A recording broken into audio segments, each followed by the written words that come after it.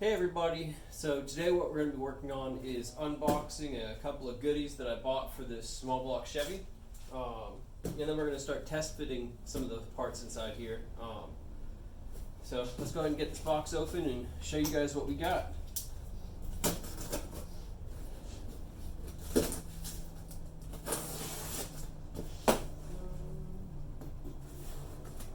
Unfortunately, I forgot to do one very important thing, and that is get rid of my address.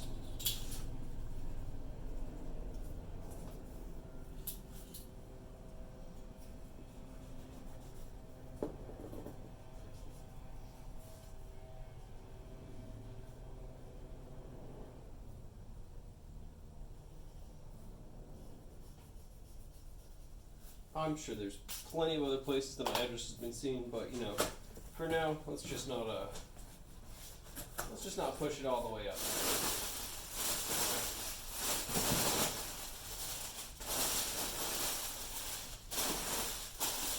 So in here we have two boxes.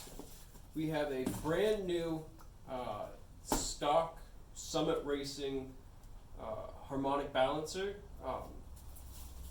You know, I just kind of figure if you're going to go and get new, you know, basically get a new motor, you might as well go and get a new balancer, make sure it's not all messed up and old and rotten and start to fall apart and throw off your balance. So we got a new harmonic balancer, and then we also got an Block Performance a 2101 intake manifold. So what this is going to do is this is actually going to help make the engine make a little bit more power by letting it breathe a little bit easier, and also, you know, I can move this thing pretty easily. Doesn't feel like it weighs a whole bunch. Let me actually just take it out all the way.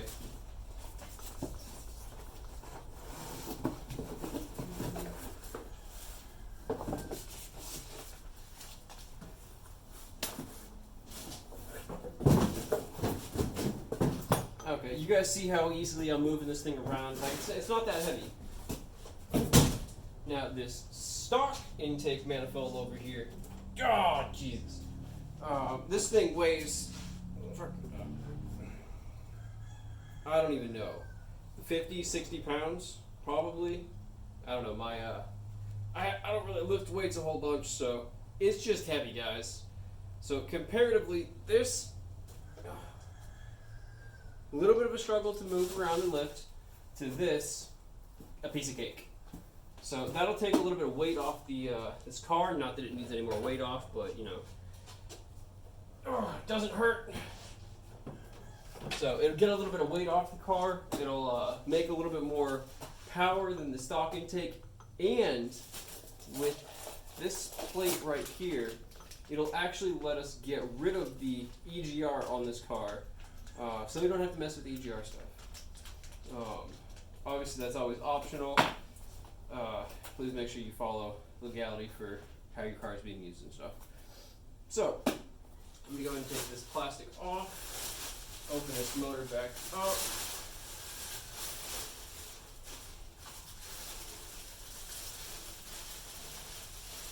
Now, I'm going to cut this off of this little cardboard protector. Awesome packaging, by the way. If you wanted to make sure that your intake was not damaged, Edelbrook did a pretty good job. So with the cardboard on the bottom, it's going to help protect it from bumps and scratches in the bottom, and then the, well actually just the way they packaged it in general, it's just not going to get messed up. A lot of the cheap Chinese ones, you kind of have to worry about that. The packaging is not great. It can definitely easily be damaged and scratched. And if you get one uncharacteristic scratch in the wrong space, you can be chasing vacuum leaks, coolant leaks, a whole bunch of stuff. So it's just nice that the Edelbrock had good packaging on this. Alright, so let us see if this bad guy fits right where it's supposed to. Obviously there's no gaskets or anything like right now, but I'm just checking gaps, making sure everything looks good.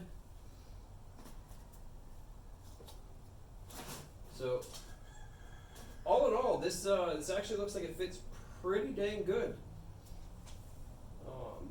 No big gaps on the side. All right, sorry about that, guys. So my camera actually ran out of storage, and I sat there talking for 10 or 15 minutes. So I went to go around. I looked at all the gaps on this intake. All the gaps look perfectly good and acceptable. Everything will seal up very nicely with the gasket kit that I have on the this desk right here. So the next things that need to be done for this project are talking to the owner and getting a new fuel pump and a new oil pump. I've honestly forgot to even mention them. I think that it's a good idea to start from scratch with the oil pump and the fuel pump. It's $100, maybe $150 for brand new parts, and you don't have to worry about them breaking immediately on you. Whereas if you reuse the oil pump and the fuel pump off of the this old motor or the motor that's currently in the car, you might run into issues where you've had the car together for 5 miles, 100 miles, and everything just starts breaking on you because your old parts that you put on your brand new motor are broken. They were about to give up the ghost, and you put them in a new motor, and they finally decided to give up and ruin your $3,000, $4,000, $5,000 motor. So I'm going to highly recommend that we get a new fuel pump and oil pump for this. After we get that, then actually before I even do that, I can start installing the front cover on this. Actually, no, I can't. I gotta wait for the oil pan for that. So pretty much, I'm just gonna wait until the new oil pump and fuel pump come in for this. I'm not sure if you got. I'm sure it's not in that video, but the harmonic balancer fits on this beautifully. So that's good. So this will slide right on, and then I can start attaching all the pulleys and stuff off of the new motor, or sorry, the old motor. That stuff I don't mind reusing. What else? So the new the motor that's currently in the car is also going to have all the accessories on it. So it'll have the alternator, the water pump, the air conditioning, the fan, all that other stuff on it. So realistically, this motor's almost done. It just needs to have all the gaskets installed for the intake, distributor, oil pan, oil pump, front cover, and then water pump. That's it. So the motor's getting there. It's looking good. Everything's looking nice, staying nice. Oh, we still gotta do the rocker arms and push rods and stuff. I guess technically I can probably do that right now. Those push rods are somewhere close by. I just need to find them.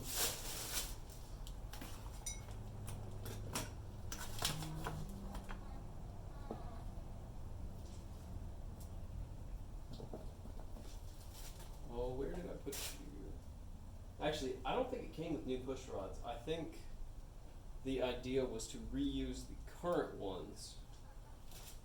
But let me look around and see if I can find that part, because I don't think they came with them. If they did, they'd be on this table. And I'm fairly confident there's nothing else on this table.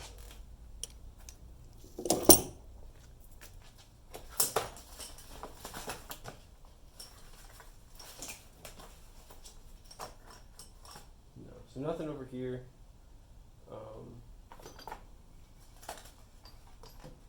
Here.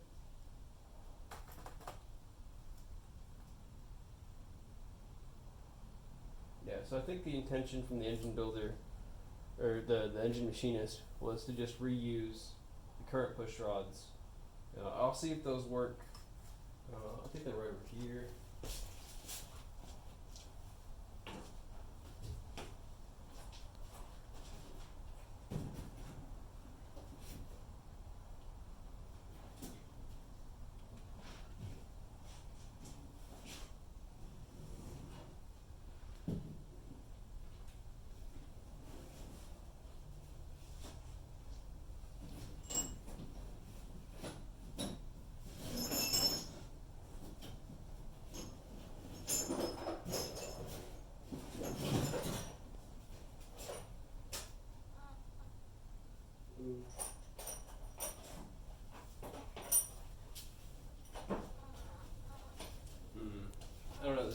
right.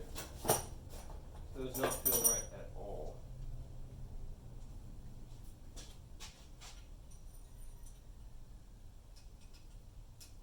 Oh yeah. So with the new lifters, these are going to be way too long. Okay.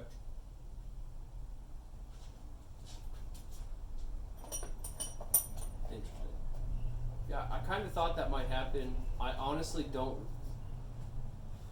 I don't remember seeing push rods.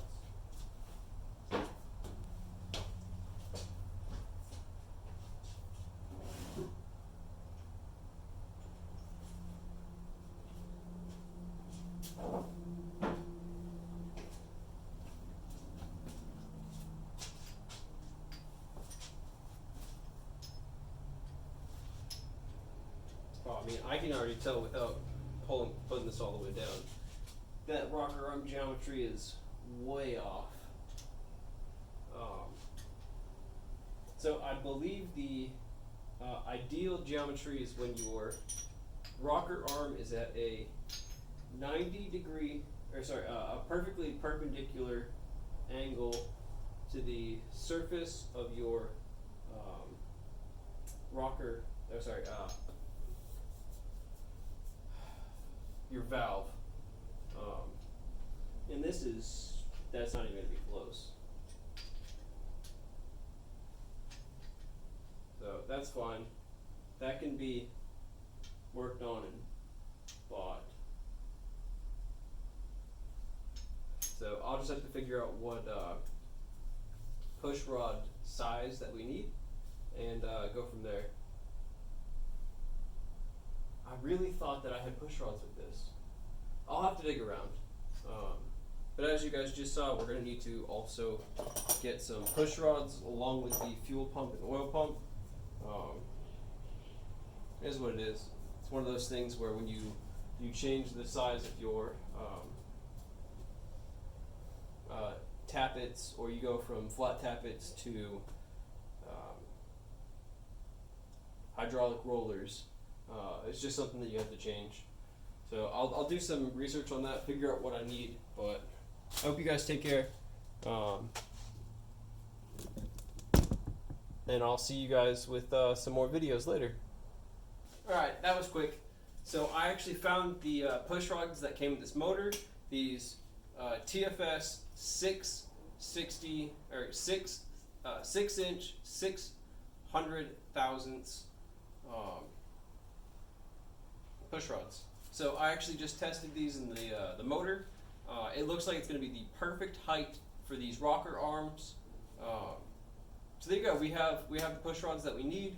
We can start assembling finish assembling the heads soon, and then we can start working on the rest of the motor once we get the oil pump, fuel pump, and whatever else that we need. So that's my quick little update. Take care, guys.